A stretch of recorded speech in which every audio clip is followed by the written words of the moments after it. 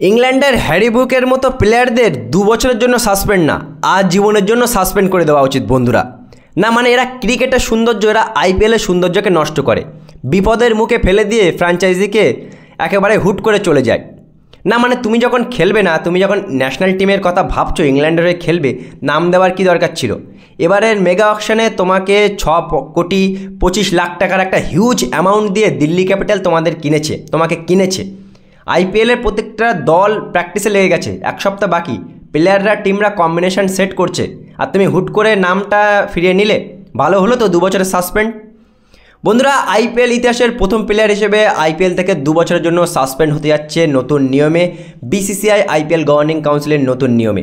মানে কোনো প্লেয়ার যদি নাম দেওয়ার পরে হুট করে নাম তুলে নেয়, বিনা ইঞ্জুরিতে পড়েও অন্য অজুহাত দেখিয়ে যদি নামটা ফিরিয়ে নেয়, তাহলে বিসিসিআই বা আইপিএলের নিয়ম অনুযায়ী কিন্তু তাকে 2 বছরের সাসপেন্ড শাস্তি পেতেই হবে।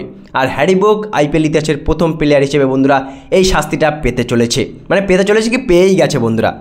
হ্যারি ব্রুককে কিন্তু দিল্লি কিনেছিল 6,25,00,000 টাকা দিয়ে।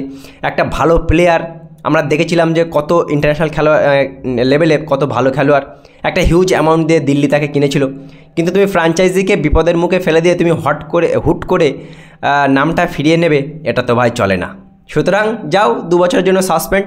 লোকে আইপিএল খেলার জন্য মরে, লোকে আইপিএলে চান্স পাওয়ার জন্য মরে, আর একে 6,25,00,000 টাকা দিয়ে দিল্লি কিনেছে।